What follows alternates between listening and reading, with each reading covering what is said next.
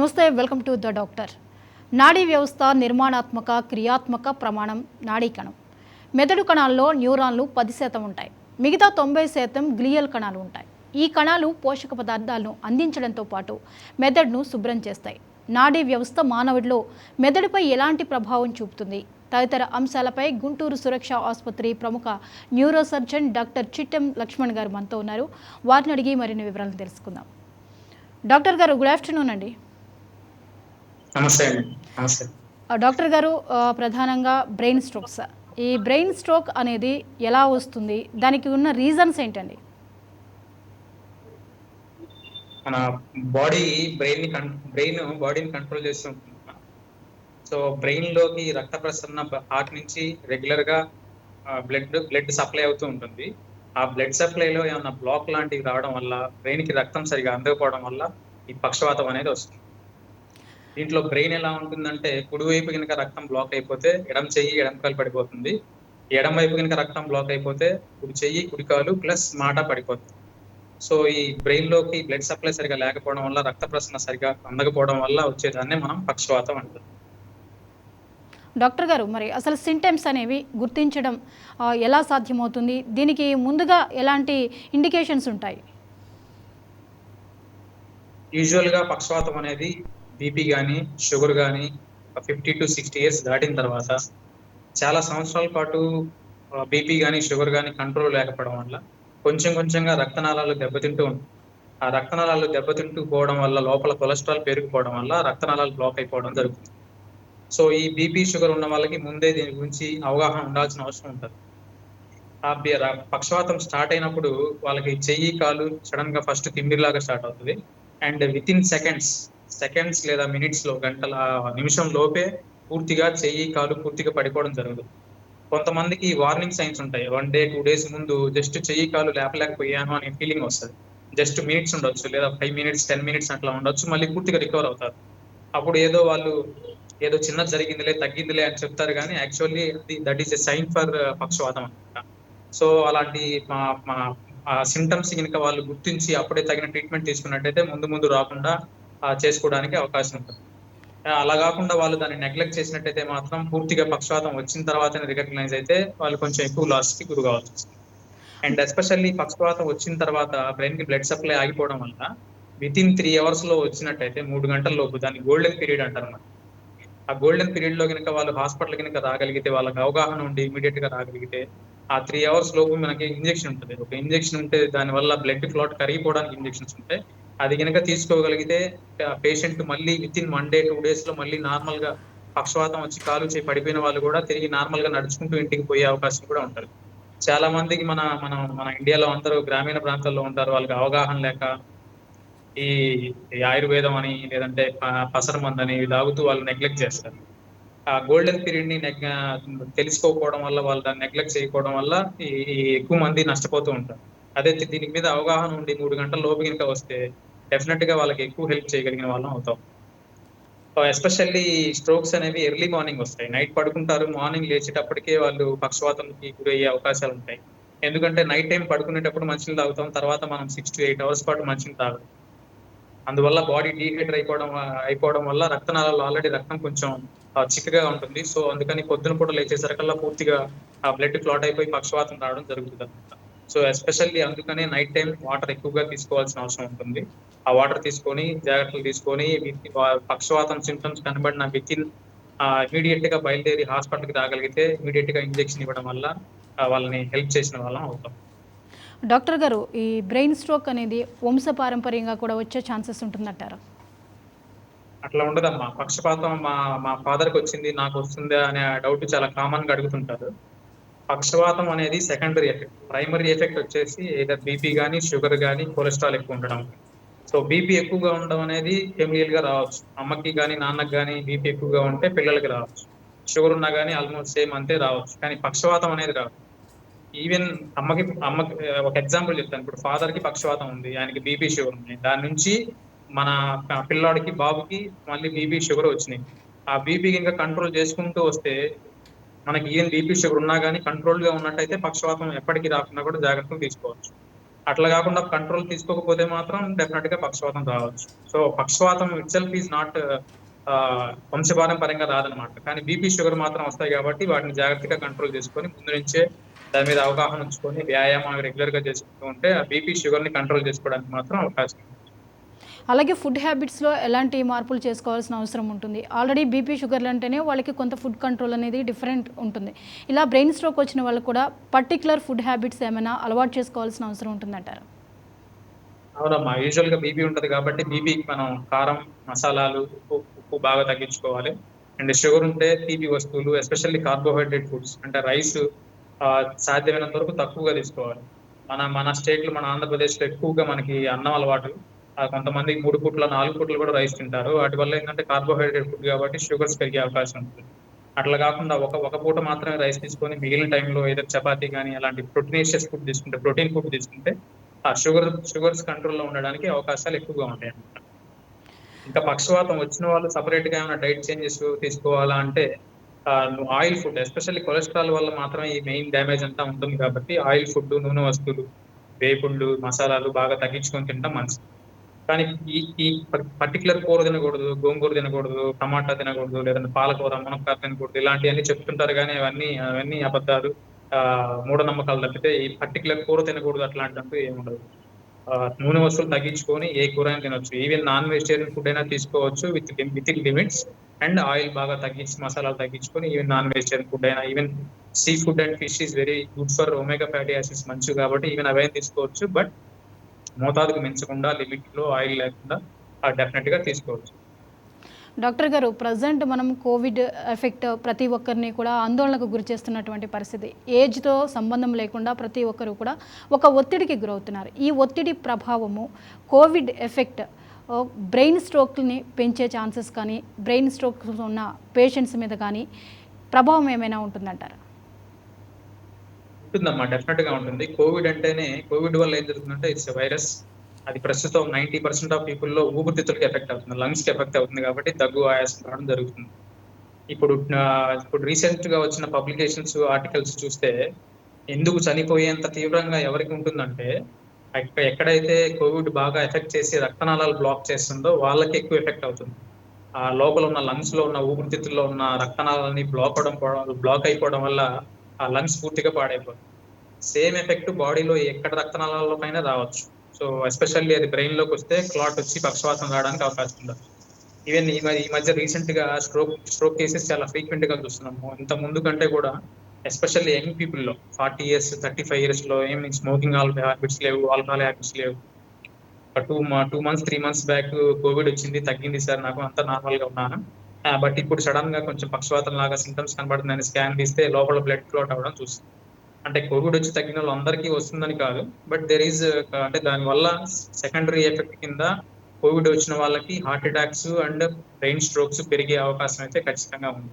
So వాటిని prevent చేయడం కోసం మనం ముందు నుంచి మనం ఫస్ట్ నుంచి రెగ్యులర్ గా ఫాలో అప్ చేసుకుంటూ ఎవరికైతే ఆ సింటమ్స్ ఎక్కువగా అనుకుని మన బ్లడ్ టెస్ట్ తెలుస్తుంది, ఎల్డిహెచ్, ఫెరిటిన్ పెరగడం, వాటి సింటమ్స్ ఎక్కువగా ఉన్న వాళ్ళలో ముందు నుంచి జాగ్రత్తగా తీసుకుంటే అవి కూడా మనం ప్రివెంట్ చేయడానికి ఛాన్స్ అయితే ఉంటుంది. డాక్టర్ గారు, మరి కోవిడ్ వచ్చిన అనంతరము ఆ పేషెంట్స్కి సిస్టమ్ మీద, ఇతర ఆర్గాన్స్ మీద కూడా ఏమైనా ప్రభావం చూపుతుందంటారా? ఇప్పుడు మీరు బ్రెయిన్ గురించి చెప్పారు, అది కాకుండా ఇంకా ఇతరత్ర ఆర్గాన్స్ మీద కూడా ఈ కోవిడ్ ఎఫెక్ట్ ఉంటుందంటారా? యూజువల్గా 99% పీపుల్ కి ఇప్పుడు మనకేమి residual or post recovery complications usual గా ఉండవు. బట్ 1% ఆఫ్ పీపుల్ కి వాళ్ళు కొంచెం ఈ bleeding problems, blood clot problems అయితే డెఫినెట్ గా వస్తుంది. ఈ హార్ట్ అటాక్స్, బ్రెయిన్ స్ట్రోక్స్ ఇవి పెరగడానికి అయితే అవకాశం ఉంది. ఎస్పెషల్లీ కోవిడ్ లో అంటే ఈ సిస్టమ్స్ ఎఫెక్ట్ నుంచి పక్కన పెడితే మానసిక రోగం మాత్రం చాలా ఎక్కువగా ఉంటుంది. మానసిక రోగం అంటే ఎట్లా అంటే ఫస్ట్ ఇప్పుడు కోవిడ్ పేషెంట్స్ లో మానసిక ఆందోళన 2 రకాలుగా ఉంటాయి. ఫస్ట్ మనకి సిమ్టమ్స్ స్టార్ట్ అవుతాయి, దగ్గు, ఆయాసం వస్తుంది. కానీ వాళ్ళు అప్పుడు ఆ టైంలో ఏమంటారు, నేను నిన్న జ్యూస్ తాగానండి, మొన్న సాంబార్ తిన్నానండి, లేదంటే చల్లటి మంచినీళ్ళు తాగానండి, అందుకే నాకు దగ్గు వస్తుంది, నాకు కోవిడ్ వస్తుంది, ఎందుకు వస్తుంది, నేను రాదు, నేను ఇంట్లోనే ఉంటున్నాను అని చెప్తున్నారు. వాళ్ళు డెనియల్ అనమాట.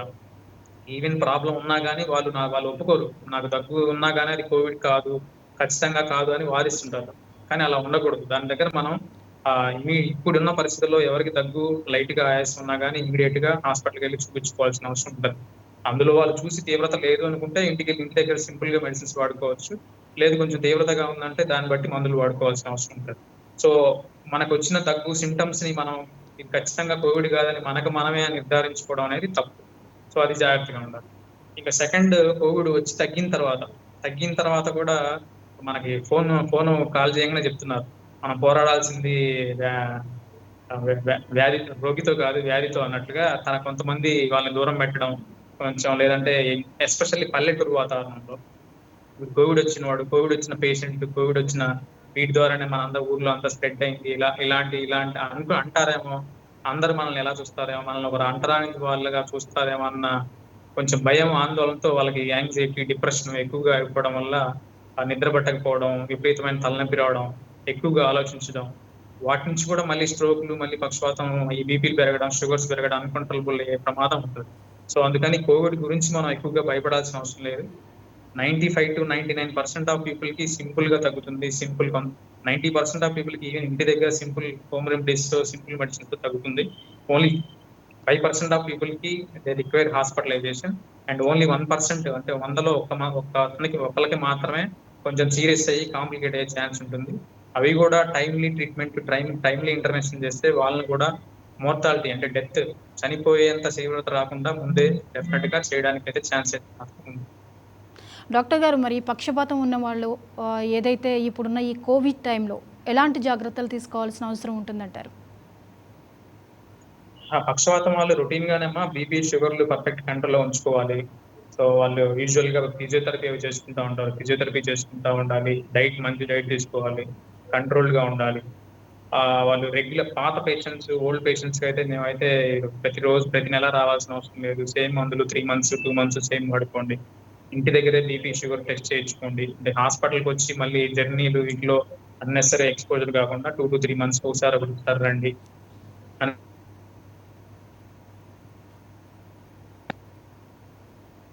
అనేది చెప్తున్నాం. అనవసరమైన ఆందోళన టెన్షన్ భయం వల్ల హైపర్ టెన్షన్ వల్ల కొత్తగా లోపల నుంచి వచ్చే అవకాశం ఉంటది కాబట్టి వాటిని రెగ్యులర్ గా బీపీ షుగర్ చెకప్ చేసుకొని వాటిని కంట్రోల్ ఉంచుకోవాల్సిన అవసరం అయితే ఉంటుంది. అయితే కోవిడ్ అండ్ ఈవెన్ కానీ ఆయాసం కానీ ఇలాంటి సిమ్టమ్స్ వస్తే మిగిలిన వాళ్ళతో పోలిస్తే స్ట్రోక్ పేషెంట్స్ లో ఈ మార్టాలిటీ కాబట్టి ఇన్వెస్టిగేషన్స్ లో కొంచెం తేడాలు ఉన్నాయి అనుకుంటే ఎర్లీగా హాస్పిటలైజేషన్ చేసుకోవడం షుగర్స్ కంట్రోల్ చేసుకోవడానికి చాలా హెల్ప్ చేస్తుంది. డాక్టర్ గారు, కాంప్లికేషన్స్ రాకుండా డెఫినెట్ గా ముందే ట్రీట్మెంట్ చేసుకోవాల్సిన అవసరం అయితే ఉంటుంది. ఈ కోవిడ్ ఎఫెక్ట్తో ప్రతి ఒక్కరు కూడా సైకలాజికల్గా స్ట్రెస్కి లోనవుతున్నటువంటి సిచ్యువేషన్ని మనం చూస్తూ ఉన్నాం. సో ఈ స్ట్రెస్ ఎక్కువ అవుతున్న నేపథ్యంలో ఈ మధ్యకాలంలో మీకు యంగ్స్టర్స్లో కూడా ఈ కేసెస్ నమోదవుతున్నాయని మీరు ఇంతకుముందు అన్నారు. సో యంగ్స్టర్స్ కానివ్వండి, చిన్నపిల్లలు కానివ్వండి, ఆల్ ఏజ్ గ్రూప్స్ ఎలాంటి జాగ్రత్త తీసుకోవాల్సిన అవసరం ఉంటుంది పర్టికులర్గా ఈ కోవిడ్ టైంలో? ఏజ్ బట్టి ఉండదమ్మా, కానీ ఎఫెక్ట్ అవ్వచ్చు. ఎస్పెషల్లీ చిన్నపిల్లలు మోర్ ఇమ్యూన్ కాబట్టి చిన్నపిల్లలు less than 5 years 10 years వాళ్ళకి యూజువల్ గా ఎఫెక్ట్స్ చాలా చాలా చాలా తక్కువగా ఉన్నాయి. ఇప్పుడు మనం చూసుకున్నట్టయితే మన ఇండియాలో ఇప్పటివరకు డెత్ రికార్డ్స్ తీసుకుంటే చాలా తక్కువ మంది less than 1%, less than 0.05%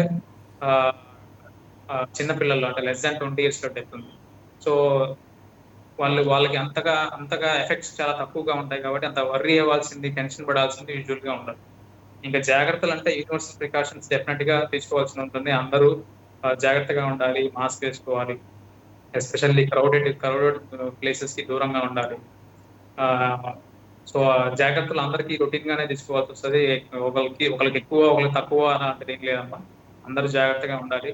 అందరూ మాస్క్ వాడుకోవాలి, శానిటైజర్ వాడుకోవాలి. పబ్లిక్ ప్లేసెస్ గ్యాదరింగ్స్ వాటికి దూరంగా చేసుకుంటే బెటర్. మన చుట్టుపక్కల ఉంటారులే, 4-5 ఉన్నారులే, వాళ్ళ వల్ల మనకు రాదులే అనుకుని ఎప్పుడైతే మనం అశ్రద్ధ చేస్తామో that is the main reason for spread. ఎవరో తెలియని వాళ్ళ దగ్గర అయితే ఉంటది అనే భయం, తెలిసిన వాళ్ళ దగ్గర ఏం ఉండదులే అనే ధైర్యం రెండు తప్పే.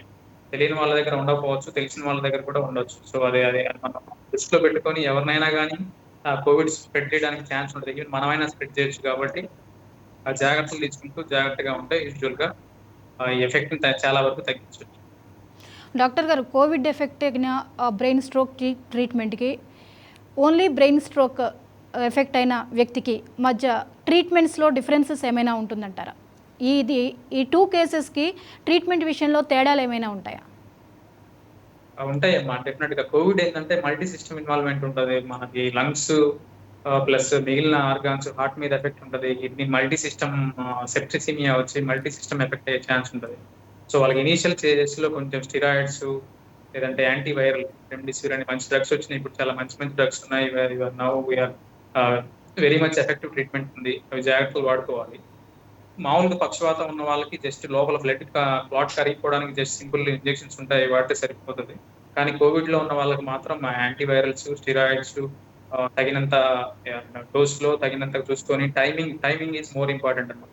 ఒకసారి స్టేజ్ దాటిన తర్వాత వచ్చి మేము ఎంతైనా ఖర్చు పెట్టుకుంటాం, ఏదైనా చేయండి అని చాలా మంది అంటుంటారు. జస్ట్ సింపుల్‌గా అయిపోయే వాటిని ఎర్లీగా ట్రీట్మెంట్ చేయడం వల్ల సింపుల్‌గా అయిపోయే వాటిని అనవసరంగా కాంప్లికేట్ చేసుకున్న తర్వాత మనం ఎంత చేసినా గానీ అంత యూజ్ ఉండకపోవచ్చు. So early treatment is key here. Early treatment ఎంత తొందరగా చేస్తే అంత తొందరగా వాళ్ళు ట్రీట్మెంట్‌కి ముందుకొచ్చి జాగ్రత్తలు తీసుకుంటే అంత మంచిదన్నమాట. డాక్టర్ గారు, ఈ కేసెస్‌కి అందరికీ ట్రీట్మెంట్ ఎలా అందుబాటులో ఉందంటారు? ట్రీట్మెంట్ అంటే మా చా చెప్పాను కదా! చాలా వరకు 90% ఆఫ్ ది పీపుల్‌కి ఈవెన్ ఇంటి దగ్గర సింపుల్‌గా మేనేజ్ చేసుకోవచ్చు. మా దగ్గరికి వచ్చే వాళ్ళ గురించి చెప్తాను నేను. 90% ఆఫ్ పీపుల్‌కి మామూలుగా నార్మల్‌గా నడుచుకుంటా వచ్చి సింపుల్‌గా ఉంటారు. కొంచెం లైట్‌గా దగ్గు లేదంటే ఎప్పుడన్నా జ్వరం వచ్చిందని చెప్పిన వాళ్ళకి especially young less than 50 years వాళ్ళకి కొన్ని బ్లడ్ టెస్ట్‌లు చేస్తాం. దాంట్లో గనుక ఎల్‌డీహెచ్, ఫెరిటిన్, డీ-డైమర్ వాల్యూస్ అన్ని నార్మల్‌గా ఉంటే వాళ్ళందరినీ మామూలుగా హోమ్ ఐసోలేషన్‌లో పెట్టుకొని ఇంట్లోనే ట్రీట్ చేసుకొని వాళ్ళ నుంచి మనకు మెయిన్ ఆశిచ్చేది ఏంటంటే మీకైతే ఏం కాకపోవచ్చు. మీ వల్ల వేరే వాళ్ళకి స్ప్రెడ్ చేయకుండా మాత్రం చూడండని. వాళ్ళకి ఎడ్యుకేట్ చేసి అష్యూరెన్స్ ఇచ్చి ఇంటి దగ్గర నుంచి మాట్లాడుతున్నాం. కొంతమందికి ఫోన్ ట్రీట్మెంట్ ఇస్తున్నాం. అవసరమైనప్పుడు వాళ్ళు పల్స్ ఆక్సిమీటర్ చూసుకుంటే ఏమైనా ఇబ్బందులు ఉంటే మాకు కాల్ చేస్తే దాన్ని బట్టి ఏమైనా డోసులు అడ్జస్ట్ చేయాల్సింది చెప్తున్నాం. ఇంకా సెకండ్ కోవా వచ్చేసి మన రెండవ గ్రూప్ వచ్చేసి వాళ్ళకి కొంచెం సింప్టమ్స్ ఎక్కువగా ఉంటాయి. ఆయాసం ఉంటది ఎస్పెషల్లీ. మోర్ దాన్ 50 ఇయర్స్ లేదంటే అన్‌కంట్రోలబుల్ షుగర్స్ లేదంటే ఆయాసం ఉన్న వాళ్ళకి బెటర్ హాస్పిటల్‌లో డాక్టర్స్ పర్యవేక్షణలో అడ్మిషన్ ఉంటే బెటర్. వాళ్ళు రూమ్ అడ్మిషన్ సరిపోతుంది. ఆక్సిజన్ చూసుకుంటూ యాంటీవైరల్ ట్రీట్మెంట్ స్టార్ట్ చేస్తాం. యాంటీవైరల్ ట్రీట్మెంట్స్‌తోనే చాలా మంది అడ్మిషన్ అయిన వాళ్ళలో కూడా 70-80% సింపుల్‌గా 3-5 డేస్ కోర్స్ ఆఫ్ యాంటీవైరల్ ఉంటుంది. ఆ వైరల్ కోర్స్ అయిపోయి స్టెరాయిడ్స్ వాడితే చాలా మంది అక్కడితోనే రికవర్ అవుతున్నారు. కానీ చాలా కొద్ది మందికి even especially young fellows also కొంతమందికి సైటోకైన్ స్టార్మ్ అని ఉంటది. సైటోకైన్ స్టార్మ్ అంటే మన బాడీయే మనకి విషంలాగా తయారై మొత్తం అంతా బాడీనంతా వైరస్ మీద ఆహ్, స పోరాడాల్సిన మన బాడీ మీదే పనిచేస్తుందన్నమాట. సో అలాంటి వాళ్ళకి సైటోకైన్ స్టార్మ్ వచ్చినప్పుడు మాత్రం కొంచెం ఎక్కువ ఎఫెక్ట్ అవ్వడం ఆహ్, ఇబ్బందయ్యే ఛాన్సులు ఉన్నాయి. అలాంటి వాళ్ళకి మాత్రం ఇప్పుడు హై ఎండ్ ట్రీట్మెంట్ వచ్చినాయి. ఐఎల్ 6కి antibody treatment plus plasma therapy plus dialysis ఇవన్నీ చేసుకొని జాగ్రత్తగా చేసుకుంటే ఈవెన్ వాళ్ళకి కూడా ట్రీట్మెంట్ చేసుకొని జాగ్రత్తగా వాళ్ళని మనం కాపాడుకోగలిగే అవకాశాలు ఉన్నాయి కాబట్టి మెయిన్ ఫస్ట్ థింగ్ అశ్రద్ధ చేయకూడదు. నాకు రాదు అనే అశ్రద్ధ ఉండకూడదు. నాకు వచ్చిన తర్వాత నాకు వచ్చింది అనే భయం ఉండకూడదు. రెండిటికి 2 ప్రమాదం. ఆ 2 జాగ్రత్తగా చూసుకొని ఎర్లీగా హాస్పిటల్ డాక్టర్ అడ్వైస్ తీసుకోవాలి. ఎర్లీగా అవసరమైన వాళ్ళు అడ్మిట్ అవ్వాల్సిన అవసరం ఉంది. డాక్టర్ గారు, కోవిడ్ అనేది ఒక ఫీవర్ కాబట్టి ఆ ఫీవర్‌కి ట్రీట్మెంట్ తీసుకుంటారు. తర్వాత పర్టిక్యులర్ టైం తర్వాత కోవిడ్ నుంచి తగ్గడం, వాళ్ళు రెస్ట్ తీసుకోవడము ఇది సర్వసాధారణంగా జరుగుతోంది. అది మనం చూస్తూ ఉన్నాం. అయితే కోవిడ్ ఎఫెక్ట్ అయిన ప్రతి వ్యక్తి కూడా తరువాత న్యూరాలజిస్ట్‌ని కన్సల్ట్ చేసి ఒకసారి చెకప్‌లు చేయించుకోవాల్సిన అవసరం ఏమైనా ఉందంటారా? ప్రతి పేషెంటు చేయించుకోవాల్సిన అవసరం ఏమైనా ఉందా? అవసరం లేదమ్మా. అవసరం లేదు. అసలు 90% ఆఫ్ పీపుల్ అసలు ఒక్కసారి కూడా డాక్టర్‌కెళ్ళకుండానే ఇంటి దగ్గర తగ్గిపోతుంది. కొంతమందికి మాత్రం పోస్ట్ వైరల్ హెడేక్స్ వస్తాయి. పోస్ట్ వైరల్ ఫీవర్ హెడేక్స్ చాలా మంది చెప్తున్నారు కామన్‌గా 10-20% ఆఫ్ పీపుల్‌కి మయాలజీ వస్తది. Body pains, headaches. Any viral fever ఏంటంటే ఆ వైరస్‌కి మన బాడీ బాగా విపరీతంగా ఫైట్ చేసి అలసిపోతుందన్నమాట. దానివల్ల హెవీగా బాడీ పెయిన్స్, హెడేక్ ఉంటుంది. సో వాళ్ళకి ఎస్పెషల్లీ మనం ఫుల్ హైడ్రేషన్ ఉండాలన్నమాట. డీహైడ్రేషన్ వల్ల వచ్చే ప్రాబ్లమ్స్ కాబట్టి ఇవన్నీ రోజుకి మినిమమ్ 3-4 లీటర్స్ ఆఫ్ వాటర్ తీసుకోవాలి. చిన్న చిన్న బాడీ పెయిన్స్ తక్కువ ఇదిలో ఉంటే ఈవెన్ మన simple paracetamol also can take care of that. And మంచి ఫుడ్ తీసుకోవాలి. మంచి ఫ్రూట్స్ తీసుకోవాలి. మంచి ప్రోటీన్ ఫుడ్ తీసుకోవాలి. హెల్తీగా ఉండడానికి ట్రై చేయాలి. అతిగా అలసిపోకూడదు. అతిగా మళ్ళీ మళ్ళీ పొలంకెళ్ళాలి, పని చేయాలని కాకుండా కొంచెం టైం తీసుకోవాలి. దానికి body has to take some time to heal కాబట్టి 2 వీక్స్ టు 3 వీక్స్ కొంచెం టైం తీసుకొని తర్వాత మళ్ళీ వాళ్ళ రొటీన్‌లోకి వెళ్తే సింపుల్‌గా ఉంటుంది. బట్ ఇంకా తగ్గకుండా విపరీతంగా హెడేక్ ఉంది అంటే మాత్రం ఒకసారి అడ్వైజ్ చేస్తాం. కొంతమందికి బ్రెయిన్‌లో ఇన్ఫెక్షన్ ఉండే ఛాన్స్ ఉంది కాబట్టి అలాంటి వాళ్ళకి అవసరం వాళ్ళకి కొంచెం ఇంజెక్షన్స్ కోర్స్ పడాల్సిన అవసరం రావచ్చు. లేదు సింపుల్ హెడేక్, సింపుల్ పారాసిటమాల్‌తో కంట్రోల్ అవుతుందంటే మాత్రం సింపుల్‌గా ఇంట్లోనే మెడిసిన్స్ తీసుకుంటే సరిపోతుంది. బట్ అడ్మిషన్ అవసరం అయ్యి కొంచెం సిక్ అయ్యి మళ్ళీ బ్యాడ్ అయ్యి మళ్ళీ కంట్రోల్‌కి వచ్చిన వాళ్ళు మాత్రం మినిమమ్ 2-3 మంత్స్ కంట్రోల్‌లో ఉండమని చెప్తున్నాం. ఎస్పెషల్లీ మనకి ఇది రీసెంట్‌గా వచ్చింది కదమ్మా! దీని సీక్వెల్ ఎలా ఉంటుంది? పోస్ట్ ట్రీట్మెంట్ ఎలా పోస్ట్ కోవిడ్ ట్రీట్మెంట్ ఎలా ఉంటుంది అనేది ఇప్పుడే మనం చెప్పట్లేదన్నమాట. 3-6 మంత్స్ అయితే గాని మనకి ముందు ముందు ఫ్యూచర్‌లో ఏమేం ప్రాబ్లమ్స్ రావచ్చు అనేది మనకి తర్వాత గాని తెలియదు.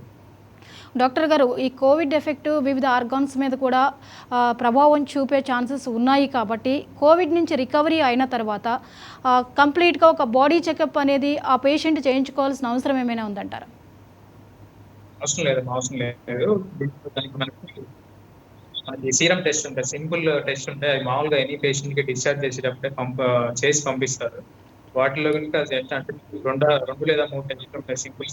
సింపుల్ టెస్ట్‌లు 500-1000 అవ్వచ్చు. వాటిలో గనుక నార్మల్‌గా ఉన్నాయంటే ఇంక బాడీ మొత్తం స్కానింగ్ తీసుకోవాల్సిన అవసరం గాని, దానివల్ల ఉపయోగం గాని ఏమి ఉండదు. సో, అనవసరమైన ఆందోళన దాని నుంచి చెందాల్సిన అవసరం ఏమి ఉండదు. చాలా మందికి నార్మల్‌గా హీల్ అవుతుంది. ఓన్లీ 1% ఆఫ్ పీపుల్‌కి చిన్న చిన్న సీక్వెలే ఉండొచ్చు. అవి కూడా అంత ఇబ్బందికరంగా ఏమి చూడట్లేదు మేము. ఓన్లీ హెడేక్, మయాల్జియాస్ ఇలాంటి చిన్న చిన్నవి మాత్రమే చూస్తున్నాం. వాటి వరకు ట్రీట్మెంట్ తీసుకుంటే సరిపోతుంది. ఎవరో 1000 మందిలో ఒకళ్ళకి ఉంటుంది కదా అని చెప్పి 1000 మంది స్క్రీనింగ్ చేసుకోవాల్సిన అవసరం లేదు కాబట్టి మనం అందరికి చేయాల్సిన అవసరం లేదు. బ్లడ్ టెస్ట్‌లో తేడా ఉన్న వాళ్ళకి మాత్రం రెగ్యులర్‌గా ఫాలో అప్ చేసుకుంటూ చూసుకుంటూ చేస్తాం. డాక్టర్ గారు, థ్యాంక్ యూ సో మచ్ అండి. మీ విలువైన సమయాన్ని కేటాయించి ఎన్నో సలహాలు, సూచనలు అందించినందుకు థ్యాంక్ యూ. ఇది ఇవాల్టి ద డాక్టర్. మరో కార్యక్రమంలో మళ్ళీ కలుద్దాం. Keep watching 99 TV.